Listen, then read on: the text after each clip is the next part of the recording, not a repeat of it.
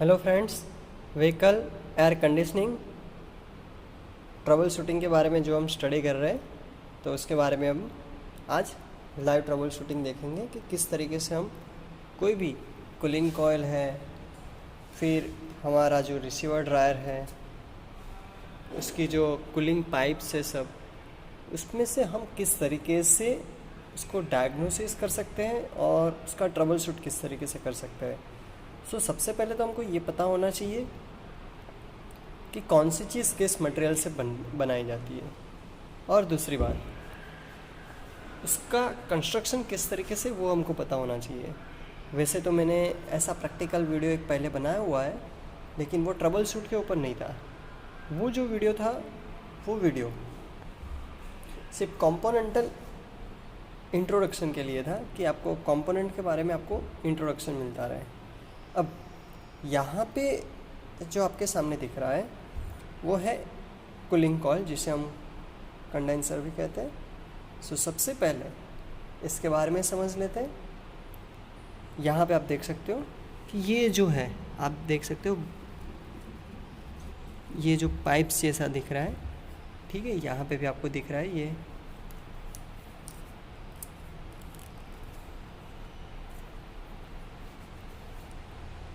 यहाँ पे इस तरीके से बहुत सारी लाइंस।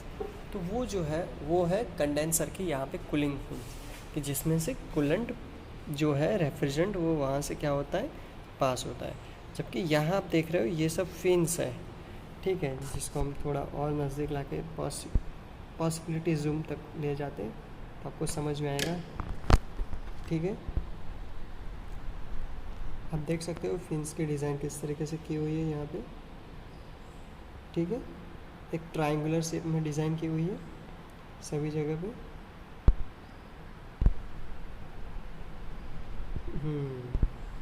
ठीक है, एक ट्रायंगुलर शेप में डिज़ाइन की हुई है। यहाँ पे आप देख सकते हो ये क्यों ऐसा किया जाता है। तो सबसे पहले इसके बारे में हम समझ लें कि ऐसा क्यों किया जाता है। तो यहाँ पे आप देखो ये पेन का पॉइंट जो मैं यहाँ पे रख रहा हूँ, ये तो कि यहाँ से जो एयर है वो डायरेक्टली कहाँ चली जाए, अंदर की तरफ चली जाए, जिसके लिए, और वहाँ पे वो क्या होती रहेगी, वॉबलिंग। या वॉबलिंग यानी गोल गोल घूमती रहेगी। वहाँ पे वो चीज़ क्या होती रहेगी, गोल गोल घूमती रहेगी, जिसके लिए यहाँ पे जो फिन्स है उसका शेप आप देख सकते हो यहाँ पे किस तरीके का दिया हुआ है, कुछ ट्रायंगुलर शेप दिया हुआ है, ठीक है। अब हम इसको थोड़ा सा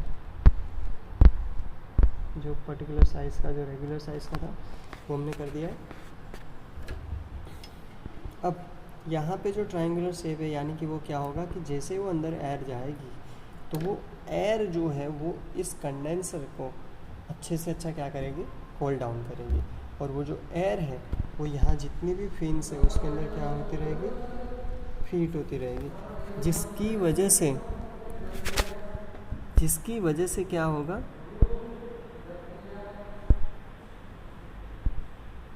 यहाँ पे आप देख सकते हो कि जिसकी वजह से क्या होगा कि वो जो एयर है वो थरली इसके अंदर क्या होती रहेगी, फीड हो जाएगी। और थरली फीड हो जाएगी, जिसकी वजह से उसको पर्टिकुलर एक टाइम मिलेगा कि वो वहाँ पे एयर कूल डाउन हो पाए। अब सपोज़ कि वो जो फिन्स का जो बीच का सेगमेंट अगर ऐसे टूट गया है तो वो एयर आएगी और सीधे की सीधी क्या हो जाएगी, सीधी बाहर निकल जाएगी। अगर ऐसे एयर सीधी बाहर चली जाए, जिस तरीके से हम यहाँ पे देखें, ये आप देख सकते हो यहाँ पे ये फिन्स टूटी हुई है। यहाँ पे आप देख सकते हो, मैं पीछे हाथ रख रहा हूँ, शायद आपको हाथ भी दिख जाएगा मेरा, ठीक है, ये देख सकते हो आप। यानी यहाँ ये जो सेगमेंट है वहाँ पे जितनी एयर आएगी वो सभी एयर डायरेक्टली पास हो जाएगी, और वो एयर पास हो जाने की वजह से यहाँ जो कूलिंग होना चाहिए, हमारा जो रेफ्रिजरेंट कूलिंग होना चाहिए, कंडेंसेशन होना चाहिए, वो कंडेंसेशन थरली हो पाएगा नहीं। तो ये हमारा एक सबसे बड़ी एक लिमिटेशंस रहेगी यहाँ पे, जिसके लिए अब हम जब ट्रबल शूट करते हैं तो हमारे लिए सबसे पहले एक चीज़ ध्यान में रखनी है कि जो कूलिंग फिन्स जो है हमारी, वो कूलिंग फिन्स एक प्रॉपर मैनर्स में होना बहुत ज़रूरी है। सबसे पहला है डिसिप्लिनरी मैनर्स। जिस तरीके से यहाँ पे हम पहले स्मॉल डायमेंशन में देखते हैं, तो स्मॉल डायमेंशन में जब हम देखते हैं तब हमको ये लगता है कि सभी प्रॉपर डायमेंशन में ही है, हरे ट्रायंगुलर शेप में ही है, ठीक है, सब कुछ सही है। लेकिन जैसे जैसे मैं काम करता हूँ, कोई एक जगह पे फोकस कर रहा हूँ, और जब कोई एक जगह पे फोकस करूँगा और जूम करूँगा तब आपको पता चलेगा, शायद आपको तो दूर से भी पता चल गया होगा, लेकिन मैं अब यहाँ पे फोकस कर रहा हूँ। जैसे आप देखो,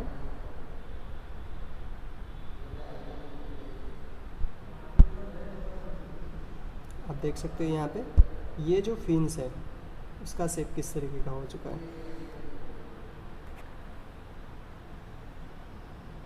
ठीक है। दैट मीन्स ये जो सेगमेंट है ये पूरा का पूरा डिस्टोर्ट हो चुका है। जब यहाँ पे जो एयर जाएगी, अब आप देख सकते हो दूसरी जगह हम दिखाते हैं, ये सही है, ठीक है, लेकिन थोड़ा थोड़ा उसका शेप आप देख सकते हो, उसके डायमेंशंस चेंज हो चुके हैं, ठीक है ना। हम अभी सिर्फ डायमेंशन के ऊपर फोकस कर रहे हैं, जबकि यहाँ आप देखो जैसे हमने यहाँ पे बताया, ठीक है, ये जो जगह आप यहाँ पे देख सकते हो, जो मैंने यहाँ पे फिंगर रखी हुई, तो वहाँ पे आप देखो तो थोड़ा सा वहाँ पे क्या है, सॉल्टी कंटेंट, जो वहाँ पे थोड़ा सा मड़ी कंटेंट, या तो हम ऐसा कह सकते हैं कि वो एक उसका रस्ट वहाँ पे इकट्ठा हो चुका है। तो ये सब रस्ट, अब हम रस्ट के ऊपर फोकस करें तो आप देख सकते हो रस्टिंग किस तरीके से हुआ है, सभी जगह पे उसका रस्टिंग हो चुका है। ये मैंने जूम करके रखा हुआ है इसलिए आपको अच्छे से दिखेगा। अब आपको दो चीज़ पे फोकस करना है, डायमेंशंस और रस्टिंग। देखिए ये जो लाइन है यहाँ पे, ये लाइन, ये थोड़ी प्रॉपर डिसिप्लिनरी मैनर्स में आप देख सकते हो, लेकिन अब यहाँ जो आया थोड़ा सा पोर्शन, वो थोड़ा सा डैमेज है। वापस यहाँ पे डैमेज पोर्शन आ रहा है, डिसिप्लिनरी मैनर्स, डैमेज पोर्शन। यानी हम इसको किस तरीके से स्टडी कर सकते हैं, ये आप देख सकते हो थॉरली डैमेज है ये लाइन। आपको सिर्फ मिडल वाली लाइन को ही फोकस करोगे तो ही सही रहेगा। सॉरी, हम थोड़ा और नीचे की तरफ आ जाते हैं। यहाँ पे सबसे पहली फिन्स, अब आप फिन्स में अंदर हैचिंग पैटर्न देख सकते हो, जिससे आपको पता चलेगा, देख सकते हो आप यहाँ पे, ठीक है। मैं इसको छोटा करके आपको दिखाता हूँ पहले कि ये कहाँ तक है, ठीक है। ये कुछ इस तरीके का है जिसको हमने जूम किया यहाँ से, जिससे आपको इसकी हैचिंग पैटर्न दिखाई दे। ये आपको वहाँ पे हैचिंग पैटर्न है जो क्या कर रहा है, एयर को वहाँ पे सर्कुलेट कराने के लिए वहाँ पे गोल गोल घुमाता है एयर को। जितनी वो एयर वहाँ पे गोल गोल घूमेगी, जिससे वहाँ पे प्रॉपर कूलिंग हो पाएगा। लेकिन अगर वो जगह कुछ इस तरीके से हो गई, आप देख सकते हो, जिसकी वजह से एयर वहाँ पे सही से सर्कुलेट नहीं हो पाएगी। अब हम दूसरे ये पॉइंट पे आते हैं, तो आप देख सकते हो यहाँ पे तो बहुत कुछ ज़्यादा ही डैमेज हो चुका है, यानी कि ये पोर्शन जो है वहाँ पे शायद कोई इम्पैक्ट लगा होगा, ऐसा हम कह सकते हैं। जैसे कि मैं इसको छोटा करके दिखा रहा हूँ थोड़ा, यानी कि ये जो जगह है वहाँ से तो शायद कूलिंग होना शायद नामुमकिन है। तो इतना जो पोर्शन है हमारा, इतने पोर्शन में कूलिंग होना शायद ज़ीरो के आसपास है। तो अब हम क्या कर सकते हैं ऐसी चीज़ों में, तो हमारे लिए सबसे मोस्ट इम्पोर्टेंट चीज़ ये है कि ये जो कूलिंग कॉइल है अब हमारे कोई काम की नहीं है, बिकॉज़ ये जो कूलिंग फिन्स है यहाँ पे सभी जगह पे सबसे पहली बात है डिसिप्लिनरी मैनर्स में होना चाहिए। अगर रस्टिंग है तो रस्टिंग तो हम एसिटिक एसिड और उसके फॉर्मेशन से भी हम उसको रिमूव कर सकते हैं, ठीक है। वो किस तरीके से रिमूव करते हैं उसका भी प्रैक्टिकल वीडियो में लास्ट में इसको बताऊँगा, इसी के ऊपर बताऊँगा।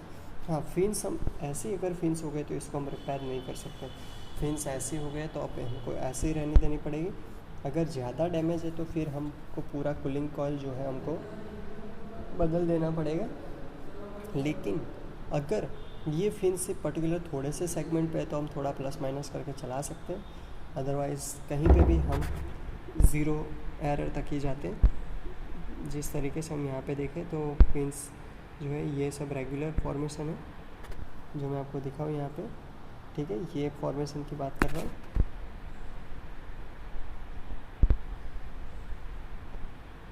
अब आपको अच्छे से दिख रहा होगा।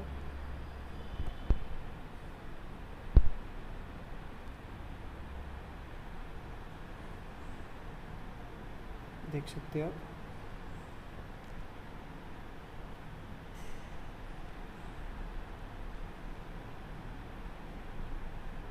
यानी कि आपको अब डैमेज एनालिसिस करना है कि कौन सी जगह पे, जिस तरीके से ये जो पोर्शन है आप देख सकते हो यहाँ पे, ये थोड़ा सा हॉरिजॉन्टल जो लाइंस पड़ी हुई है जिसके बारे में मैं बात कर रहा हूँ,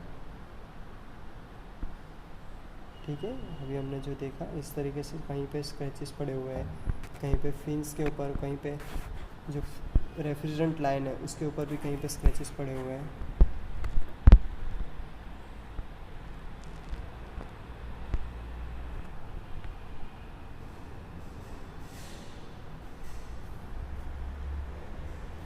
अब इससे आगे हम बढ़ते हैं। यानी सबसे पहले हम यहाँ पे डैमेज एनालिसिस कर रहे हैं, जिससे आपको समझ में आए कि कौन सी जगह पे किस तरीके का डैमेज होता है। अब यहाँ पे ज़्यादातर कर्वीलिनियर जो डैमेज रहता है, वो कर्वीलिनियर डैमेज को रोकने के लिए अब क्या किया जाता है, अब के कंडेंसर में जो कर्वीलिनियर सेगमेंट्स होता है उसको पूरा कवर किया जाता है। इस तरीके से आप देख सकते हो दोनों साइड से, जिससे उसका जो डैमेज होता है उसको हम क्या कर सकें, जितना हो सके उतना हम मिनिमाइज़ कर सकें। अब यहाँ पे जो हमारा कंडेंसर है जिसके ऊपर हम देखना चाहें, तो यहाँ पे तो आप फिन्स की हालत देख सकते हो, बहुत यानी बहुत ख़राब तरीके की हो चुकी है, जिसके अंदर अगर हम इसको जूम करके देखें तो भी आपको समझ में आएगा कि कितनी ख़राब स्थिति में है ये कंडेंसर।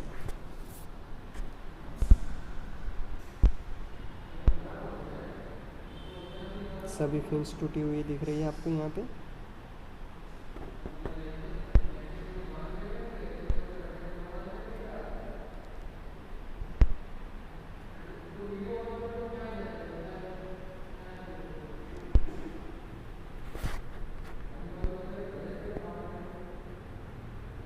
है ना।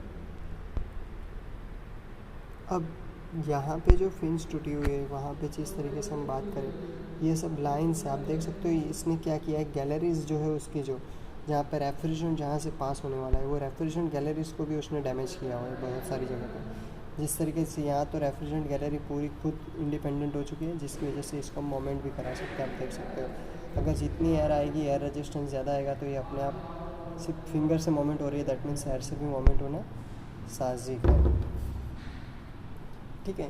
यानी यहाँ तक आपको समझ में आया होगा कि ये चीज़ क्या है, कंडेंसर के अंदर क्या क्या डैमेज होता है, जिसके वजह से ट्रबल शूटिंग हमारे लिए इजी रहेगा, ठीक है। जिस तरीके से मैं आपको यहाँ से एक चीज़ बताऊँ, थोड़ा हॉरिजॉन्टल व्यू, जिससे आपको और एक चीज़ समझ में आएगी कि आप देख सकते हो लीनियर जो होता है वहाँ पे क्या क्या डिफेक्ट आती है। तो यहाँ पे आप देख सकते हो, जैसे मैं इसको जूम करूँ तो यहाँ आपको देखने को मिलेगा कि ये जो फ्रंट लाइन और सेकंड लाइन है उसका गैप, थर्ड लाइन का गैप, जो गैप है वो थोड़ा इरेगुलर है, ठीक है।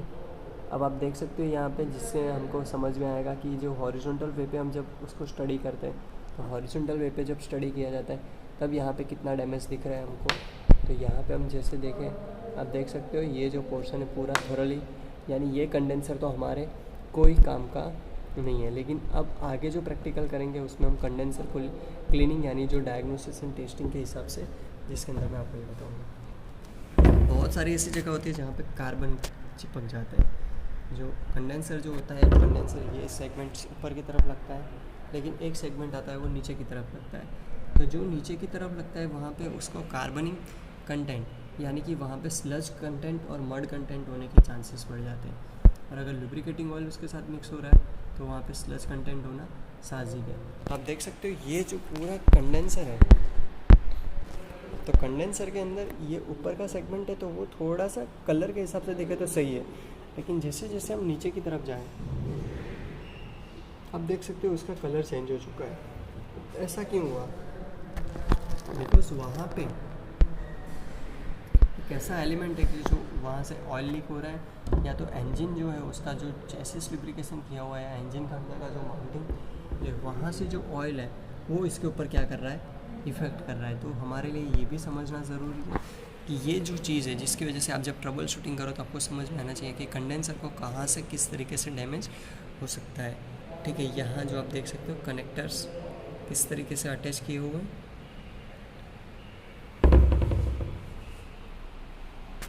ये हमारा रिसीवर ड्रायर।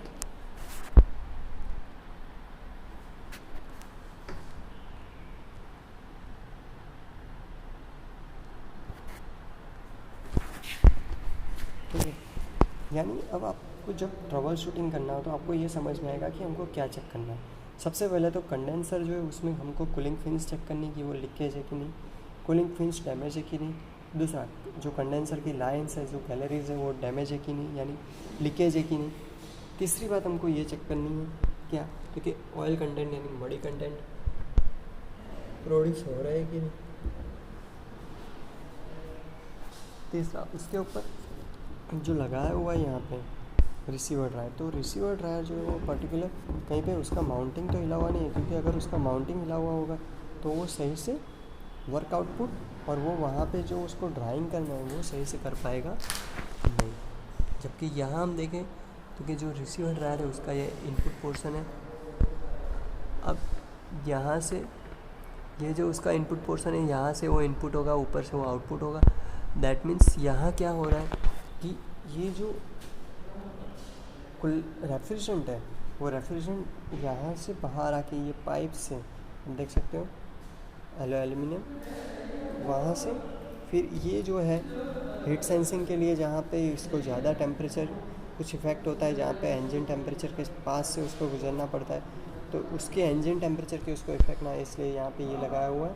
ठीक है, रबर बैंड। अब यहाँ पे जिस तरीके से ये हम यहाँ पे फिट करते हैं, ठीक है, तो जिसका मतलब ये है कि यहाँ से जैसे वो कंडेंसर से ये आएगा, कंडेंसर से यहाँ पे आएगा और उसके बाद वो कहाँ जाएगा, तो कि रिसीवर ड्रायर। रिसीवर ड्रायर से फिर वो जैसे यहाँ से रिलीज़ होगा वापस, यहाँ पे ये इनपुट हुआ है, यहाँ से ये जैसे रिलीज़ होगा, तो रिलीज़ होने के बाद वो कौन सी तरफ आगे बढ़ेगा, सो कि एक्सपांसन वाल, दैट मीन्स एक्सपांसन वाल।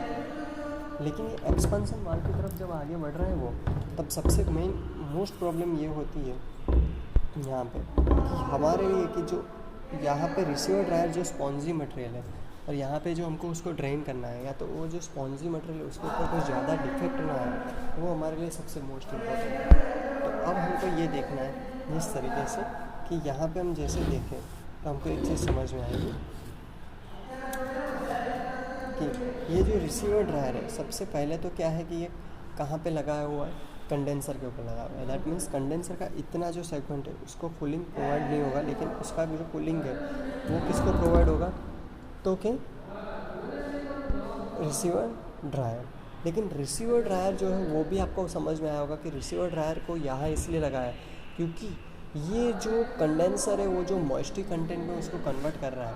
अगर मॉइस्चर कंटेंट में कन्वर्ट नहीं हुआ है, दैट मीन्स उसके अंदर जो मॉइस्चर कंटेंट है उसको तो ये रिसीव कर लेगा, लेकिन जो लिक्विड कंटेंट है उसको वो उससे करने की कोई ज़रूरत नहीं है, और उसको वो कहाँ जाने देगा, क्योंकि आगे की तरफ, ठीक है, यहाँ से जो आया वो यहाँ आ गया और यहाँ से वो कहाँ जाने देगा, एक्सपांसन वाल की तरफ जाने देगा। यानी आज जो हमने ट्रबल शूटिंग में देखा कि किस तरीके से फिन्स जो होती है वो डैमेज किस तरीके से होती है, उसके टाइप्स हमने देखे कि कहाँ कहाँ किस तरीके से डैमेज होती है फिन्स। ठीक है, अब नेक्स्ट जो हमारा लेक्चर रहेगा उसमें हम ये सब देखेंगे कि उसको किस तरीके से रिपेयर करते हैं, या तो रिप्लेस करते हैं, या तो इसको क्लीनिंग किस तरीके से करते हैं, कंडेंसर क्लीनिंग किस तरीके से, कूलिंग कॉइल का क्लीनिंग किस तरीके से, रिसीवर ड्रायर को किस तरीके से, इवोपरेटर को किस तरीके से हम मैनेज कर सकते हैं, यानी उसको मेंटेन किस तरीके से कर सकते हैं। ये सभी चीज़ हमारे लिए इम्पोर्टेंट है। क्योंकि यहाँ का जो सेगमेंट आप देख सकते हैं इसको हम थोड़ा सा घुमा के देखते हैं। ठीक है, ये कुछ इस तरीके से रबर कॉक पाइप यहाँ पे दी हुई है, आप देख सकते हो। ये जो है रिंग गास्केट जिसे हम कहते हैं कि रिंग की वजह से ये क्या होता है कि ये जो सेगमेंट होता है ये एडजस्टेबल पाइप होती है, जिसकी वजह से ये कहीं पे भी आप इसको घुमाओगे वो अपने आप घूम जाती है और बाद में यहाँ पे ये इस तरीके से फिट हो जाएगी। ठीक है,